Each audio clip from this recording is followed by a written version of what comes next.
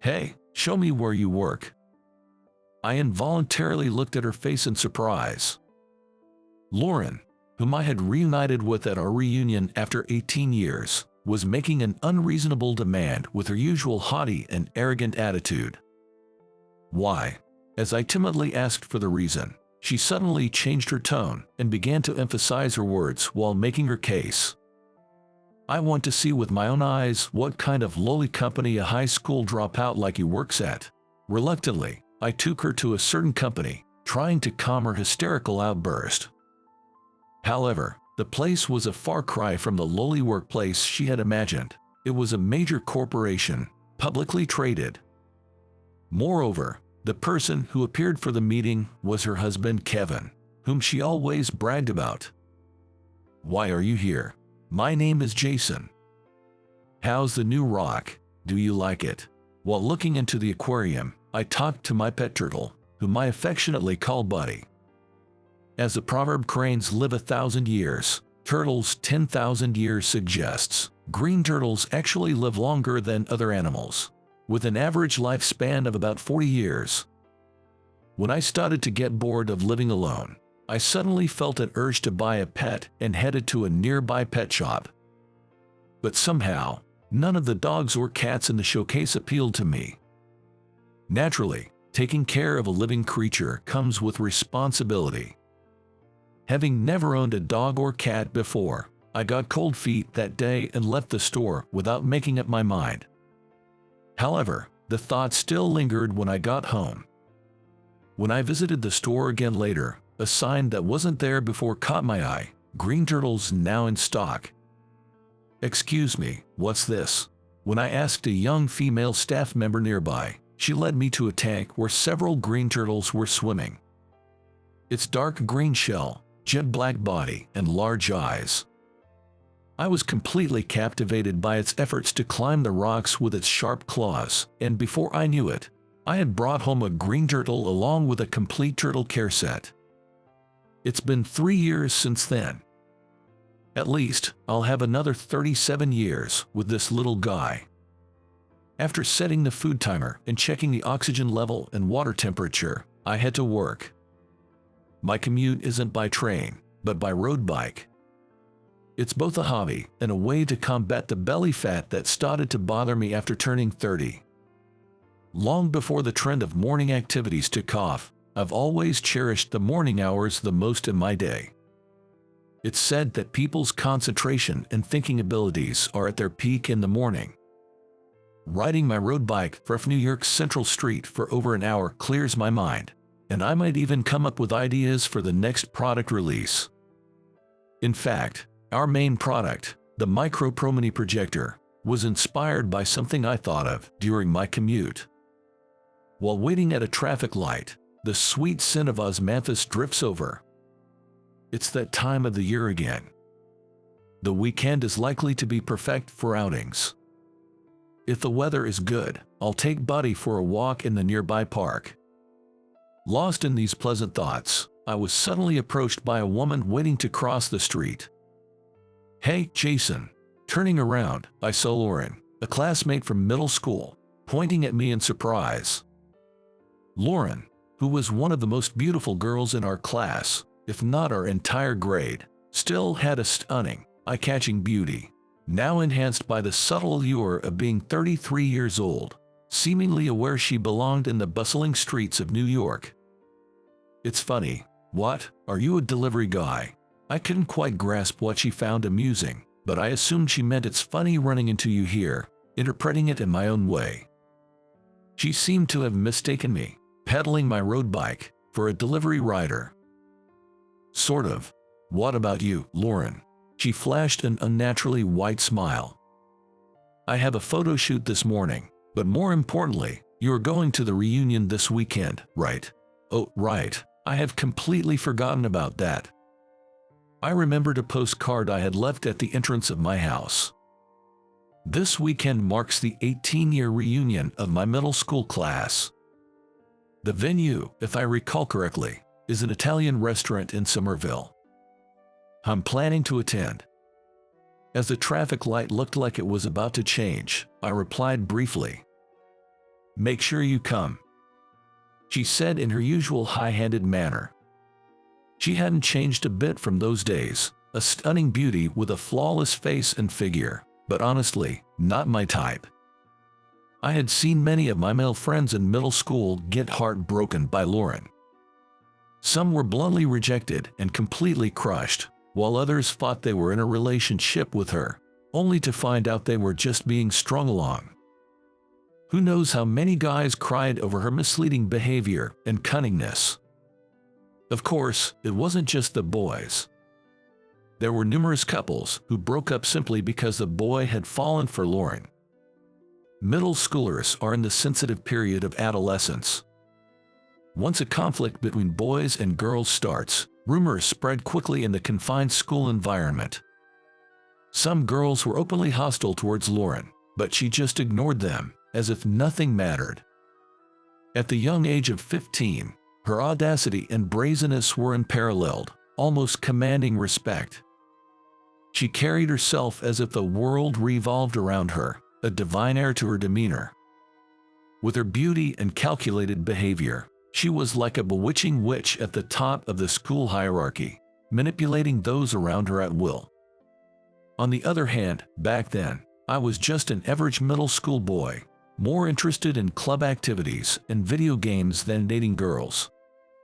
The only thing notable about me was that my voice broke a little earlier than my friends. I wanted no part in the drama surrounding Lauren and her clique, nor did I want anyone taking away my precious gaming time. I was just a typical adolescent, perhaps even less mature for my age, while Lauren was a sophisticated middle schooler, years ahead of her time. I've always believed that I have a knack for sensing these kinds of things since I was young. Lauren was definitely one of those people. Her dazzling brilliance was beautiful from a distance, but get too close, and you're likely to get burned. This unexpected morning encounter with Lauren made me reflect on my middle school days as I pedaled on my road bike. Arriving at work, slightly sweaty, I finally settled into my day. As soon as I sat at my desk, I opened my computer. Our company has advanced in paperless operations, so everything from confidential contracts to personal receipts is stored electronically. At first glance, one might think there's no work left without physical documents, but once I opened my personal shared folder, a plethora of unreviewed documents awaited me. I let out a sigh and checked my schedule on Outlook. 5 mandatory meetings today and over 45 unread mails. I prioritize my tasks before diving into the material for the first meeting. Days like this fly by in a blink. Sometimes it's important to take a moment to reflect on oneself. In that sense, the reunion might be a good opportunity. Finally, after finishing my work for the day, I left the office. On my way home, intoxicated by the even sweeter scent of osmanthus, I rushed back on my road bike. Upon arriving home, I found Buddy in the same position as when I left, leisurely yawning on his new rock formation. Then came the weekend. The reunion was set for the evening, so I had planned to take Buddy to the park during the day, but unfortunately, it was rainy. With no other choice, I tossed the pile of laundry into the washing machine and pressed the start button on its automatic dry cycle. Immediately, the drum of the washer began to whirl. Watching it spin, my thoughts also began to whirl, taking me back to my middle school days. That was the day of our graduation ceremony. By chance, as I walked down the corridor, I overheard Lauren talking with a friend. "What's with him? He's so annoying. The worst, really," she said in a petulant tone. "Calm down. There's no guy who wouldn't be swayed by Lauren." Her friend consoled her, trying to reassure her. Honestly, I was more surprised to hear that there were guys she couldn't charm. It wasn't eavesdropping, but I couldn't help overhearing. I decided to keep this fact to myself, without telling anyone. After the graduation ceremony, almost everyone in our grade went on to either public or private high schools. With just one exception. I was heavily into the computer class I was attending as an extracurricular activity at the time and decided to forego high school to pursue programming more seriously. I convinced my parents to let me immerse myself in a free school. Luckily, my parents were very open-minded and laid-back people. How about you attend a famous computer school in New York instead? Is that esports thing? What if Jason becomes a world champion or something? If you're going to be on TV, Mom has to start losing weight now. That was how casual my parents were, lumping together computers, programming, and esports.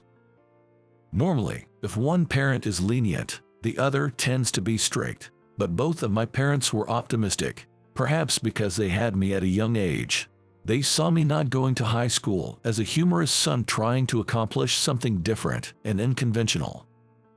So, when I told them I didn't want to go to school and just explained what I wanted to do, there was no conflict with them at all. At the same time, I was surprised and somewhat worried about their too lenient educational stance. But thanks to that, I am who I am today. Eventually, I passed the entrance exam for a renowned programming school in Chino Hills, California, which my father found for me. I spent 2 years there mastering programming skills. Armed with these skills, I started my job hunt, but I encountered an unexpected problem. The career counselor at the job center frowned upon seeing my resume and said, "Programming school, huh? This doesn't give you a high school diploma, so your highest education is middle school." Sadly, that was exactly the case. One reason my parents didn't object to the programming school was that if I passed the selection test, the tuition would be almost free, making the educational expenses significantly lower than going to high school. We weren't extremely poor, but we were a lower middle class family. Both of my parents were from rural areas and had no savings since they had me at a young age. Afterward, I was rejected by every IT-related company I applied to through the employment office, and dark clouds started looming over my life. But, being the son of those parents, I maintained some optimism. If I can't get hired, leaving the job center, I headed straight to the tax office. "Hey, Jason, over here."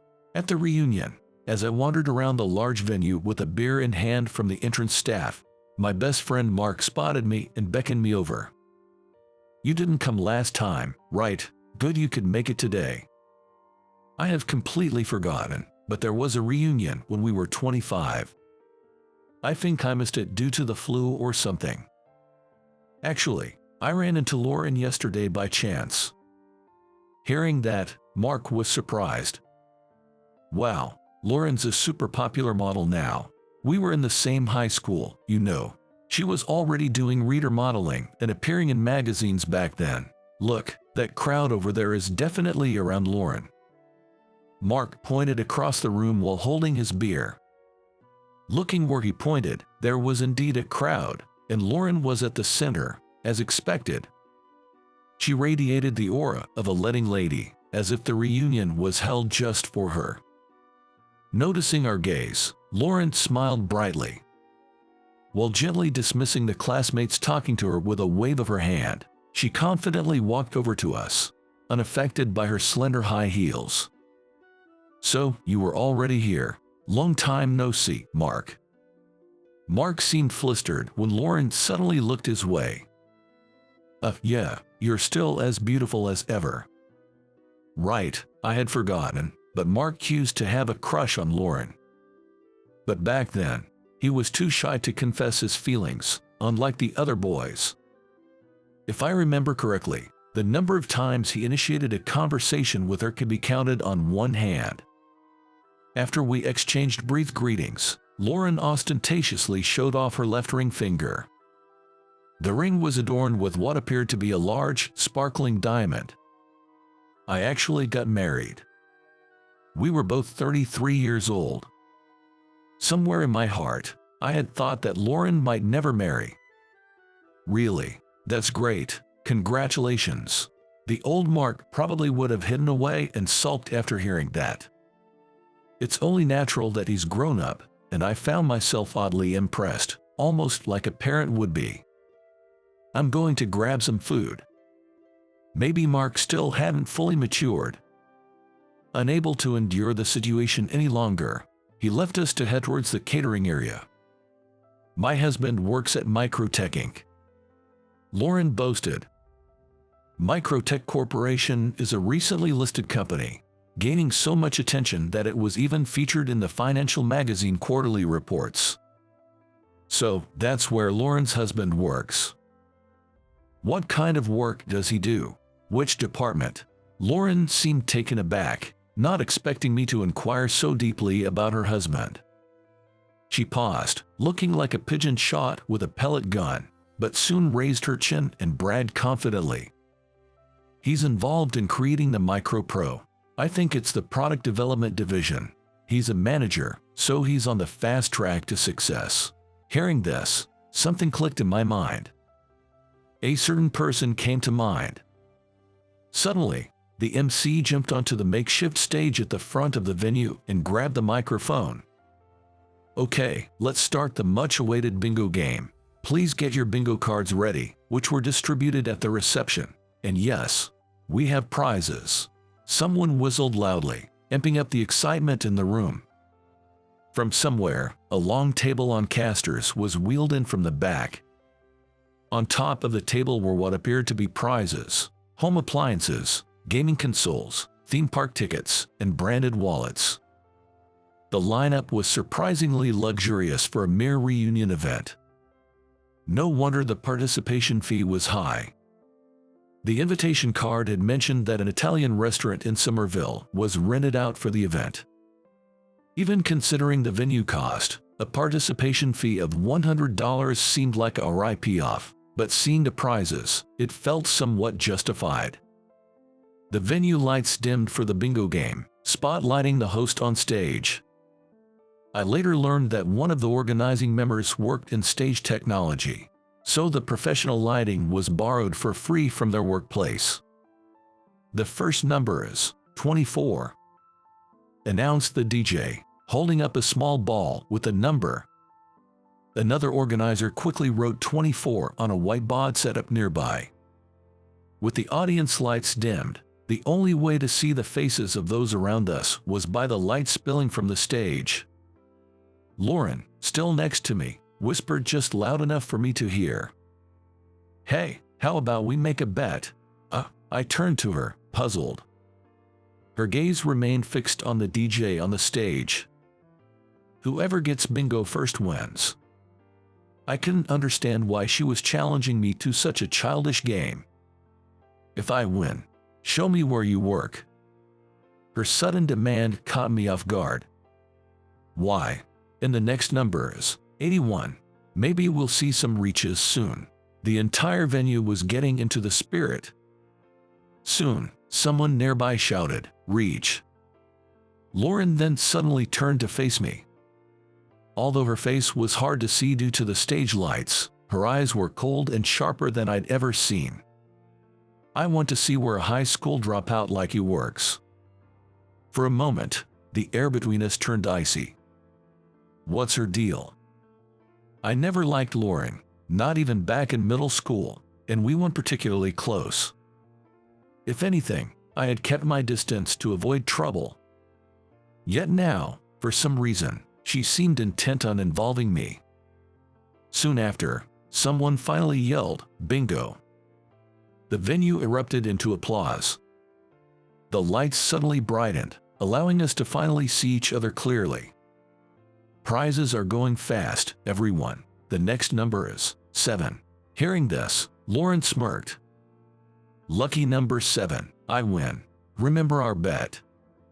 She left me standing there in surprise and promptly went forward to claim her prize. Ah, there you are. Couldn't see you in the dark.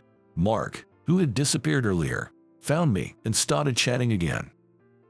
He offered me a plate overflowing with salad and fried chicken, insisting I eat. I debated whether to tell my best friend about my recent interaction with Lauren. But in the end, I decided not to tell anyone, and the 18-year reunion came to a close without further incident. The prizes were all gone, and my bingo card remained without a win, reduced to just a piece of paper. Thanks for keeping your promise. See you today. Lauren messaged me on a messaging app within a week of the reunion. I wondered who told her my account but decided not to look into it. I wasn't too keen on it, but a promise is a promise. I arranged to meet her in front of a certain company. Hey, this is my husband's company. She realized as soon as we arrived. Indeed, as she said, we were standing in front of Microtech Corporation. I told you, I want to see where you work. Her tone was noticeably more forceful than before. To avoid further upsetting her, I silently led Lauren into the lobby of Microtech Corporation and together we approached the reception desk. I then asked for her husband by name. You are here to see Kevin. Do you have an appointment? No, we don't, I answered quickly. The receptionist smiled apologetically. Unfortunately, without an appointment. This lady is the wife of Kevin from the product development division. She insists on seeing her husband. The receptionist briefly glanced at Lauren. Lauren, for appearance's sake, gave a small nod and murmured a polite greeting. Understood. I'll check with Kevin. May I ask your relationship to him? Lauren tapped her fingers impatiently on the counter, looking irritated. Why are you doing this? Calling out my husband like this? What are you planning? You and Kevin haven't even met before, right? Ignoring her questions, I handed my business card to the receptionist. The receptionist's demeanor changed instantly, looking back and forth between the card and me. Mr. Smith from Global Tech, I apologize for the oversight. Please, go to the 15th floor. Lauren looked surprised at the receptionist's sudden change of attitude. Without fully understanding the situation, we got into the elevator together. Partway up, two female employees joined us. Noticing Lauren, they started whispering to each other. Is that? Yay, the model Lauren, right? Lauren, accustomed to such attention, ignored them, maintaining her silence. Just as one of the women was about to approach Lauren, we reached our floor, and Lauren brusquely stepped out of the elevator, expressionless. In the guest meeting room, after a short wait, the door opened. It was Kevin, Lauren's husband.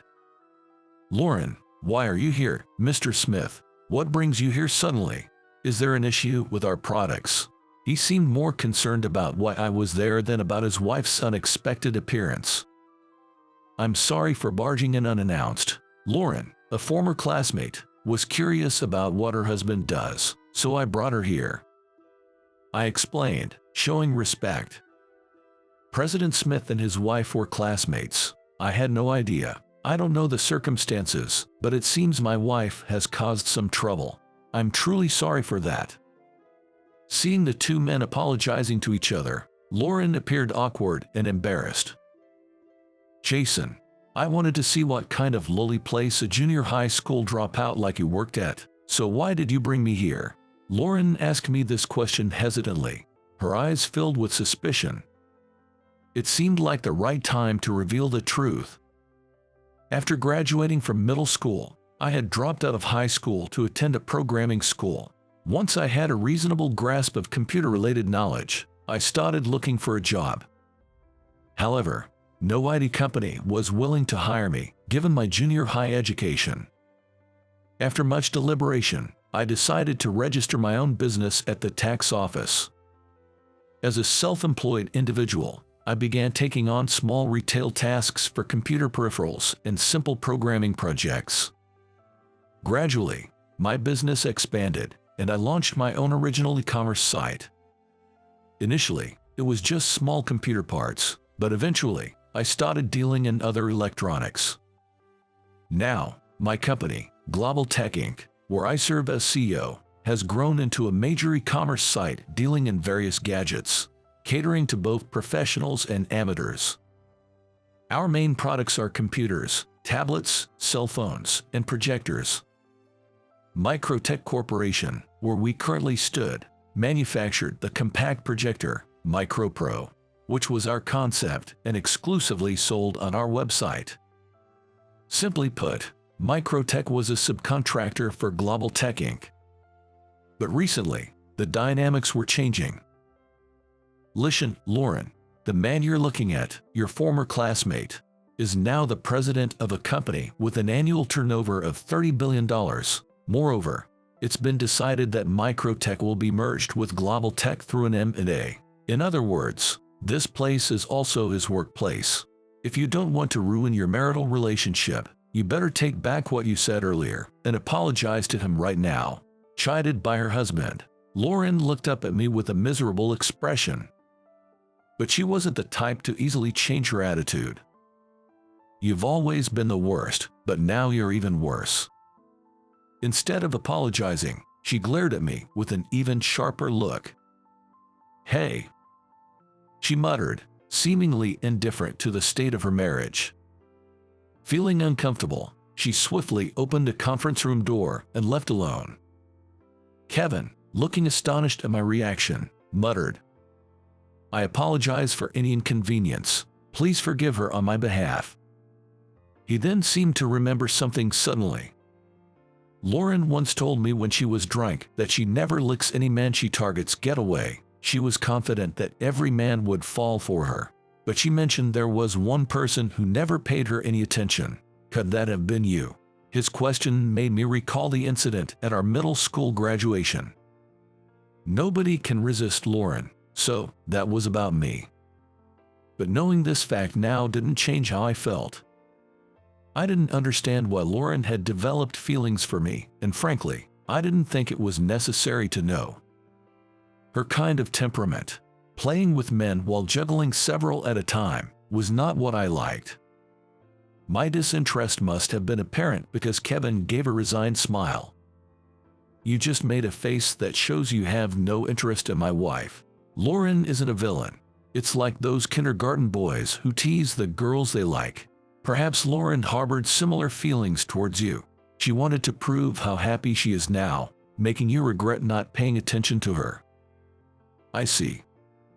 The way Lauren looked at me during the bingo game, and earlier, was not sweet affection, but a dark mix of obsession and jealousy.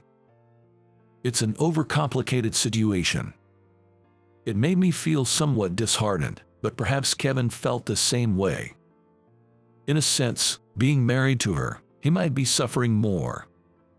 But maintaining his composure, he straightened up and said, I apologize for this, I must be going. Before leaving the room, he was likely heading home to have a serious conversation with his wife. At least Kevin doesn't judge people by their surface. In the past few months, through professional interactions, I had come to understand his character. The setting sun started to glare into the meeting room. Well, time for me to head back and get to work, I thought, leaving Microtech Corporation. A few months later, as usual, I fed my pet turtle Buddy before leaving home. It was a bit chilly for cycling on my road bike, but I anticipated that my metabolism would increase and warm up my body as I rode. Dressed in a breathable windbreaker as usual, I set off for the office. It was about time for the cherry blossoms to start blooming. As I rode through the central streets of Manhattan, a large electronic advertisement caught my eye at a traffic light. Be more honest than yesterday. Apollo, newly launched. Last month, my company Global Tech Inc. announced a new product, Apollo, now prominently displayed in the electronic advertisement. Apollo is not related to the Apollo space mission, but rather derives from apologies. The new product Apollo is a gift-type wireless earphone with a messaging feature. There are two key differences from regular wireless earphones. 1. The sender can record a message for the recipient. 2. The message doesn't automatically reach the recipient. It only plays for 30 minutes if the earphones are worn at a specified time and GPS location. Essentially, if you don't know when and where your intended recipient will wear the earphones, your message may never be delivered. The most important thing when giving a gift is to empathize with the recipient, putting them first without being self-centered. That's why Apollo has such a specification. This inconvenient communication method, contrary to the high-tech era, piqued interest, especially among young people on social media. The Apollo wireless earphones became a hit, reflecting good sales. People like Lauren, unable to effectively convey their feelings, are plentiful in this world. Though I will never reciprocate her feelings, I hope to help those who struggle to express themselves. Someday, I hope that Apollo is used to convey her true feelings to someone else, not me. Of course, that recipient could be anyone, her husband, family, friends, or anyone else. According to Greek mythology, Apollo is also the god of healing. I have no presumptuous intention of curing her complicated personality. But those bound by jealousy and obsession could surely be saved by embracing honesty, becoming more loved by others, and learning to love themselves. Gazing into the big black eyes of Buddy as he munched on his food, I wished for the happiness of that beautiful witch who will never appear before me again. Madison doesn't have a mother, is that right? During a visit to my daughter's prospective in-laws home, the mother asked me this simple light question. I don't think our families are a good match in terms of background. What are your thoughts on this? The father also inquired, looking down on us. I was infuriated at them for belittling my precious daughter. If it's a single-father household, did you even go to high school? It's hard to have a conversation with someone who's undereducated, and marrying them would only lead to mutual unhappiness. Our son deserves someone who graduated from one of the top universities in the U.S. Hearing this, I laughed off the rude couple. I then opened my mouth to reveal my daughter's true background. The education-obsessed couple was astonished. Our counterattack began. I'm Jack, a single father. I have a daughter named Madison. My wife passed away in a car accident 20 years ago, just before Madison was about to start elementary school. My wife's parents had already passed away due to illness before that. Since then, I've been raising Madison with the help of my parents, her grandparents. However, I mostly relied on my parents for household chores and hardly had time to play. I remember trying to do something parental, like burning the omelet while making a lunchbox for a sports day, worrying all day when I couldn't pick her up from daycare because she was sick and I had to work, and only feeling relieved when I saw her sleeping peacefully late at night. I couldn't attend parent-teacher meetings often and had to hear about them from Madison or my mother, who attended. On weekends, when I was working, my father would take Madison to amusement parks, and I could barely manage to see her off to school and hardly ever greet her with a welcome home. Honestly, I feel like I was only minimally involved in her life. Nevertheless, Madison grew up to be strong. Dad, you need to eat properly even when you're busy. I made lunch, so make sure you eat it. Thank you. I'm particularly proud of the omelet, so look forward to it. Worried about me being busy, Madison would make lunch for me and start talking about her day at school. Dad, the other day, the teacher praised me. That's great, I'm so glad. Even with the little time we had, she would share her school stories with me. Dad, there's a school I want to go to. Oh, if that's what you want, I'm behind you all the way. Thank you, Dad. As her father, I might be biased, but I believe she has grown into a kind and considerate woman. Recently, Madison told me she wants to marry someone. The guy, Ethan, seemed to have a gentle demeanor. I met Madison through work, he said. Ethan is a lawyer who graduated from Harvard, Madison added. I see. So an elite, huh? Not at all. Compared to Madison and you, Jack, I still have a lot to learn. He laughed in response, and it might be rude to say, but he didn't really look like the elite type. This was probably why he seemed like a good match for my somewhat gentle daughter, Madison. Considering they were both in their late 20s, I had no intention of interfering with their decision to marry.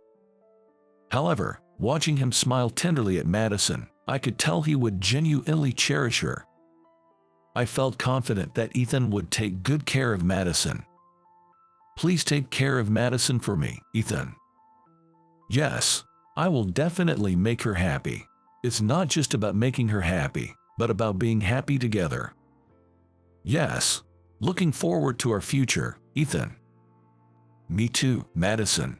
I wholeheartedly blessed the two of them, smiling tenderly at each other. A while after Madison introduced Ethan to me, she said she needed to talk. Next time, I'm planning to visit Ethan's parents' house to greet them. Dad, would you come with me? Me too. Yes. Both of Ethan's parents are busy with work and it's hard for them to find time. That's why we want to have a meeting with both families together. I want you to come along. I see. All right, I'll join you. Thank you, Dad. Sure, if they're that busy, we'll accommodate Ethan's family schedule. Let me know once the date is set. Okay, I will. But try to set it up as soon as possible. Since it's a slow period for me, I'm flexible with time and decided to adjust to the other family's schedule. But it was supposed to be this weekend, but it seems Ethan's dad suddenly got called into work. Is that so? The weekend plan got postponed, and then I was told, it seems Ethan's mom has to attend a meeting for an event. Well, if they have other commitments, it can't be helped. In this way, the plan was set and then postponed several times due to various commitments, and at times the discussion went back and forth, making it difficult to finalize the plans. It seems they really are busy. 2 months after Madison mentioned it, we finally managed to schedule a visit to Ethan's house. We've been waiting for you, Jack. Sorry to keep you waiting.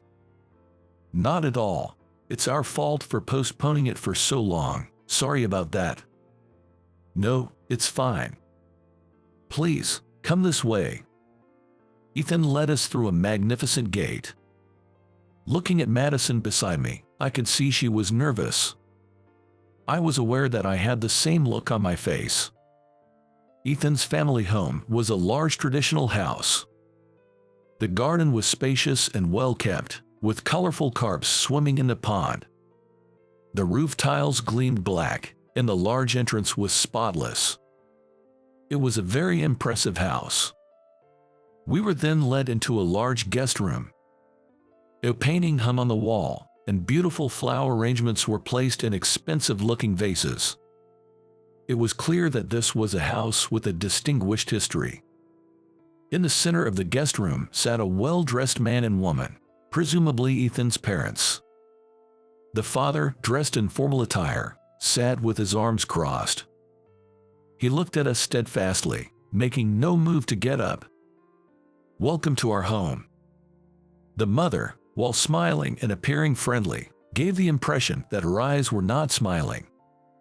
According to what Madison had told me earlier, the father's name is Robert. He's a bank branch manager. The mother is named Linda. She's a principal at a private high school. I had heard that both parents, like Ethan, graduated from Harvard University and are both highly accomplished. Nice to meet you. I am Madison, engaged to Ethan. My name is Jack, her father.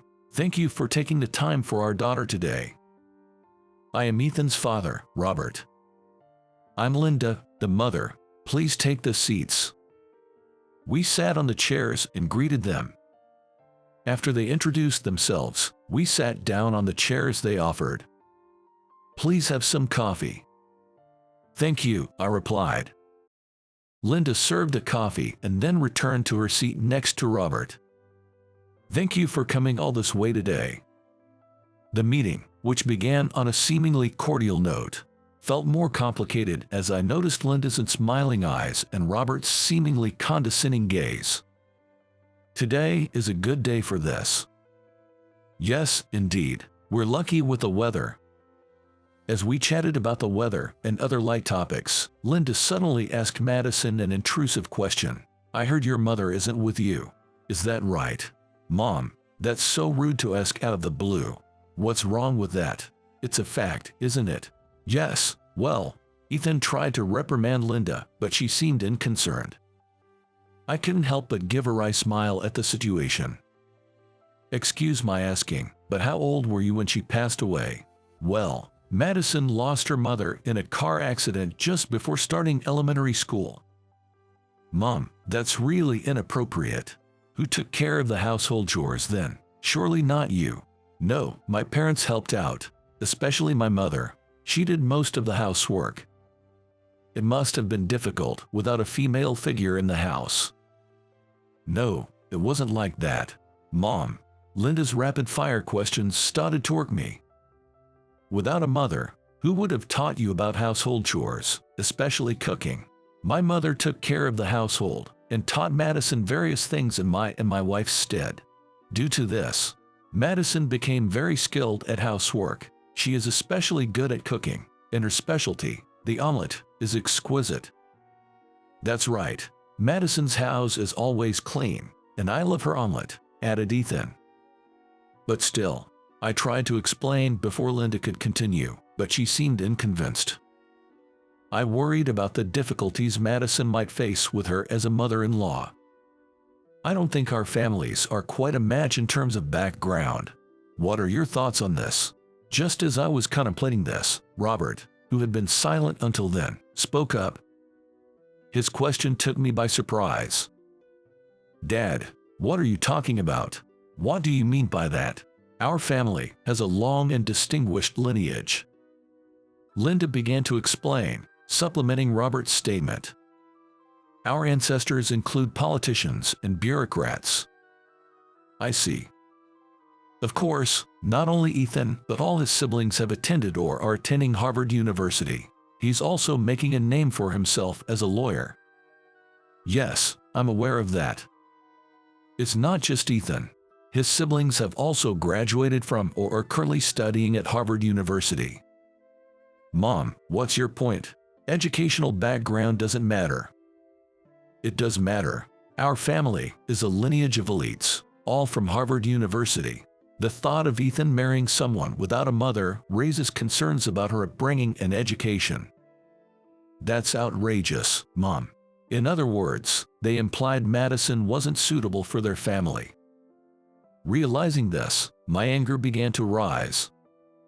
But for Madison's happiness and for Ethan, who was trying to calm his mother, I clenched my fists, holding back my anger and enduring Linda's words. If you're from a single-father household, did you even attend high school? Conversing with someone undereducated can be difficult, and marrying such a person would only lead to mutual unhappiness. Our son deserves someone who graduated from one of the top universities. Enough, Mom. That's incredibly rude. Undereducated. Madison. Just because she didn't graduate from a top university in the U.S. Ha ha ha. Dad, what are you doing? I couldn't help but burst into laughter, laughing off the absurdity of the situation. Madison tried to scold me for it, but I ignored her and continued to look at the two of them. They had said enough. Now, it was time for us to speak our truth. I looked at them squarely, ready to speak my mind. Laughing all of a sudden, what's the meaning of this? So, you're saying Madison isn't suitable for your family just because she's from a single-father household, and you assume she's undereducated. That's what we're saying. If you understand that, then please leave soon. Saying this, Robert looked at me with a look of annoyance. The audacity to judge my daughter's character and inner qualities based solely on her being from a single-father household is absurd. I've never heard anything so ridiculous. It's so ludicrous that I couldn't help but laugh. You only see the surface and titles. Such shallow people. As I spoke, both of them seemed to be getting angrier. Linda's veins were popping, and Robert's face turned red. Whether from a single-father household or not, education is passable. Madison has worked hard and is a wonderful person. She may not have graduated from a top university in the U.S., as you mentioned, but as her father, I can assure you she's a daughter to be proud of. Don't judge based on your prejudices and values without knowing anything. After my forceful response, They were momentarily speechless. I stood up. "Madison, let's go. We don't need to greet such rude people." "Yeah, you're right. Excuse me." As we were about to leave, the door opened, and a young man entered. "Kyle, oh, he's my brother. What's up? I'm Kyle, Ethan's brother. I heard my brother's fiancée was visiting today, so I wanted to greet her." As he spoke, Kyle's eyes shifted. Upon seeing Madison, he was astonished. "Professor Johnson." Kyle, are you?" "Yes, I'm Kyle, a student. I can't believe I'm meeting Professor Johnson. I admire you. You're my brother's fiancée." "Calm down." "Yes, that's right." Nodding to Kyle's words, Ethan turned to his stunned parents. Madison is currently a special professor at Harvard University. A special professor at Harvard University. Unbelievable. Their expressions said it all. "My daughter graduated from Oxford." "Oxford?" "Yes, she studied there, published numerous papers, and was recognized globally. She was invited to Harvard University through one of my acquaintances. And now she's teaching there, where Kyle is studying. She's my pride and joy."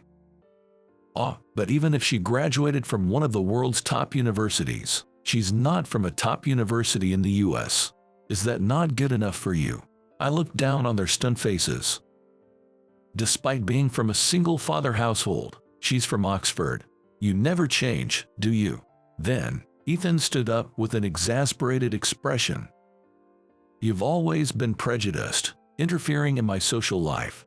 Because of you, I had limited friendships and led a miserable life. His dad is from the lower class, or that kid is uncivilized.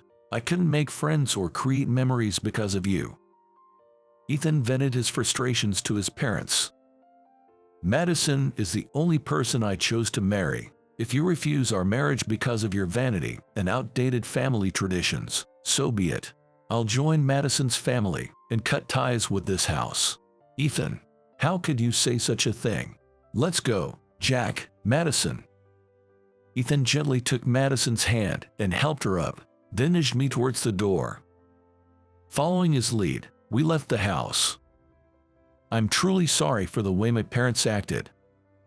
Ethan apologized, showing respect as soon as we were outside.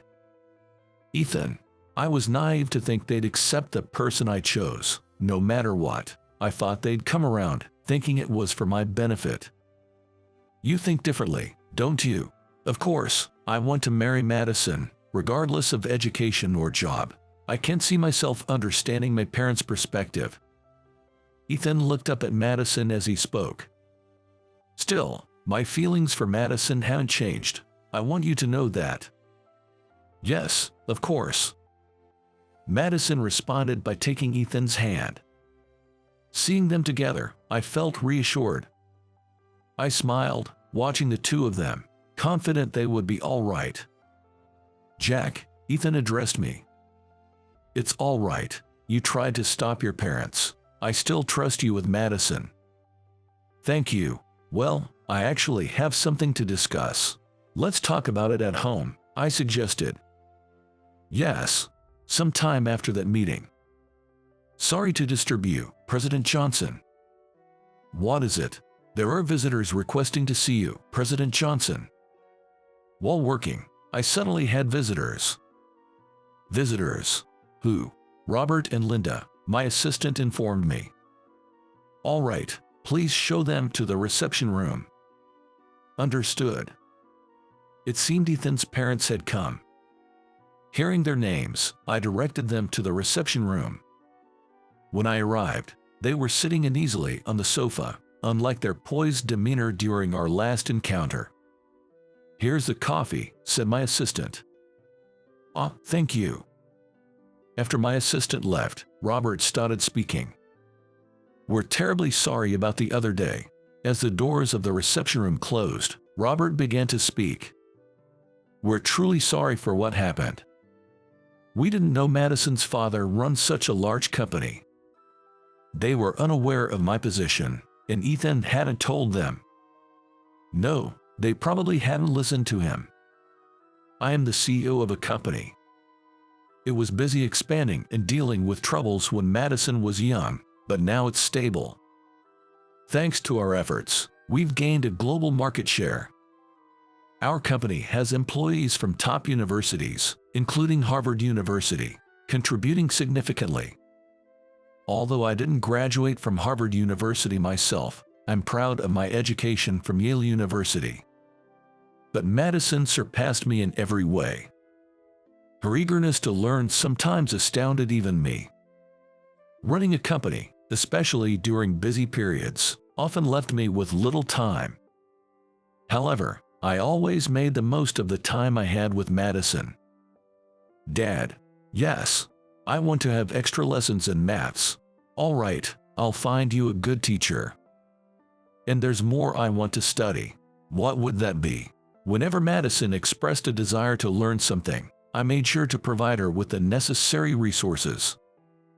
Thanks to this, she developed a passion for studying, to the point where it became her hobby.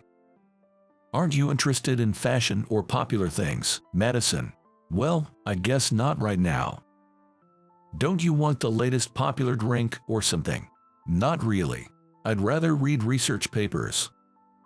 This made her somewhat naive and out of touch with trends, which I considered her only flaw. Jack, you and Madison really have a good relationship where you can talk about anything. Yes, we're family. I understand her well since she talks to me about everything. Our family is quite different. We don't understand Ethan's thoughts. Ethan's thoughts, you say? Yes. Ever since he left home, we've been worried about him. We don't know what he's doing now. It was clear that Robert and Linda were genuinely concerned about Ethan. That was evident from their expressions. We only hear from him occasionally to know he's alive. We have no idea what he's doing or where he is. And then we tried to meet Madison, only to hear she had left the university. Do you know what she's doing now, Jack? Apparently, they really knew nothing about the situation. Did you talk to Ethan after that? Well, yes. They told me they were willing to accept his marriage to Madison, but Ethan wasn't satisfied. He just flipped his opinion because Madison is an outstanding Oxford graduate, right? That's true, but what's wrong with that? So, if Madison was from an ordinary university, you wouldn't have accepted the marriage. Of course not. What's wrong with that? You really didn't understand anything. No matter the educational background, your attitude was wrong. Wrong, you say. How can you not realize how rude you were and that your thinking is flawed? Until you understand that, I won't return home. With that, Ethan apparently left. The two of them, who had been so assertive before, were now completely dejected. It seemed they were deeply shocked by their eldest son's departure. Why do you hold such prejudices? Especially you, Linda, being an educator. Yes, I'm the principal of a prestigious private high school. Linda began to explain, still downcast. Our school has a high success rate of students entering Harvard University every year. However, those from well-off families with both parents present have a significantly higher acceptance rate. This didn't necessarily explain the prejudice against single-parent families. The reason, even if students from single-parent families can afford private schooling, they often can't focus solely on studies. Many of these students work part-time to lessen the burden on their parent or to be self-sufficient. As a result, they naturally have less time for studying, and some struggle with their family situation to the point where it affects their academic focus. Sometimes we even have issues with families who are late in paying tuition fees. Such students typically have a lower academic drive. I see. Thus, the equation in my mind became, single-parent families are poor and children from poor families are undereducated, Linda said. Indeed, seeing such situations firsthand can lead to such perspectives. However, yes, despite being a principal and an educator, I should never have looked at any student with prejudice. Over time, I became soaked in these biases, failing to see each student as an individual. It's embarrassing to admit as a person. Her attitude showed genuine remorse. Robert, too, nodded in agreement. It seemed they had finally reflected on their actions. With this, I felt I could hand over what had been entrusted to me. I presented them with a letter. This was a handwritten letter from Ethan and Madison that I had been keeping. If my parents ever truly repent and apologize to Jack, please give them this, Ethan had said. So, I had held on to it until now. To Dad and Mom, Madison and I are going to live in England. Madison has ties to the university, and I plan to acquire an international lawyer's license here. I am truly grateful for the upbringing you've given me. It's true that your interference was painful for me, but I understand it was out of love. However, I couldn't bear it this time. Before I start to completely dislike you, I wanted some distance. Sorry for keeping silent. To Robert and Linda, honestly, I cannot forgive you for insulting my hard-working father and my deceased mother, but it was not my intention to separate Ethan from his parents. Once we've calmed down, please visit us in England. I want you to see our life. The letters from the two, who must have been hurt by the recent events. Reading their letters, tears flowed from Robert and Linda's eyes as they whispered, "We're sorry. I thought they were always children, but they have gone far beyond my reach." As I spoke these words, both of them nodded repeatedly through their tears. Ethan and Madison are now admirable adults. I understand the desire to keep them close and the worry that comes with it. But as parents, we must recognize the right time to let go. While it feels lonely, I wish for their happiness in their own lives. I hoped for just that. Since then, Ethan's parents and I have become occasional contacts, staying in touch now and then. We meet for meals or drinks, often discussing our children's lives and sharing stories about them. Welcome, Jack. Thank you. By the way, I received some photos from them. Let's look at them over dinner. That's great. It's good to know they're doing well. Yes, indeed. The photos they sent this time were apparently taken in London.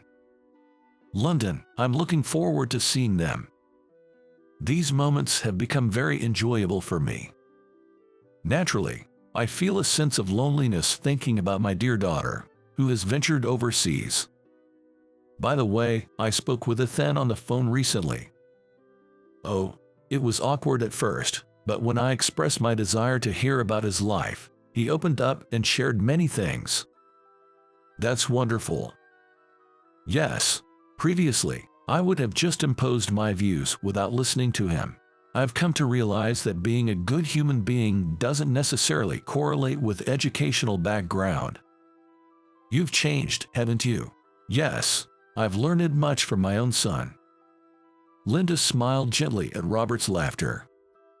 I was raised to believe our family was prestigious, but boasting about it doesn't make it true. I was simply living in a delusion. Prejudices can be frightening. Both Robert and Linda, who smiled more warmly than before, seemed to have grown more attractive as people. Following that first phone call, their communication by phone and email increased. I sensed a flaw in their familial relations. Years later, I found myself at the airport with them. Previously, in Madison's letter, she had expressed a wish for us to see their life for ourselves. The day to fulfill that wish has finally arrived. Dad, Madison, Ethan and Madison, who greeted us at Heathrow Airport, had changed a bit but were vibrant and well. Long time no see. Yes, it has been a while.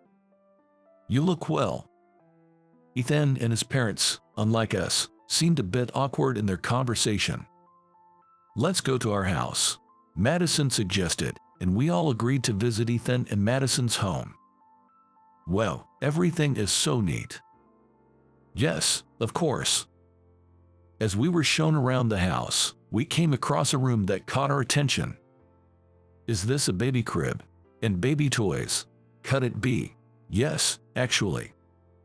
Madison said, gently smiling and touching her belly. So, our grandchild was on the way. Oh my. So, we're going to be grandparents. Ethan's parents exclaimed. "Congratulations, Ethan and Madison. Thank you. Thank you." The couple beamed with genuine happiness. "Actually, it turns out we're expecting twins." "Twins, that's double the joy. Ethan, make sure to take good care of Madison." "Of course." "Don't repeat our mistakes. Listen and communicate well." "Yes, of course. I'll love these children just as much as my father loved me." "If anything comes up, don't hesitate to call us. We'll be there in a heartbeat." "Thank you." We all laughed heartily together. The conflict of that day had finally been resolved. After staying at their home for a few days, it was time for us to return home. Next time, we'll visit America. Yes, all four of us. We look forward to it. But don't push yourselves too hard. Yes, come back healthy and happy. We made this promise before heading back home. "Robert, Linda, would you like to join me for some shopping?" "Shopping? Yes. I thought we could send some baby items to Ethan and Madison." "That's a wonderful idea. Let's go together." Both families were excited about their first grandchild. We bought and sent so many items that Madison later called to say, "Thank you, but you've sent too much."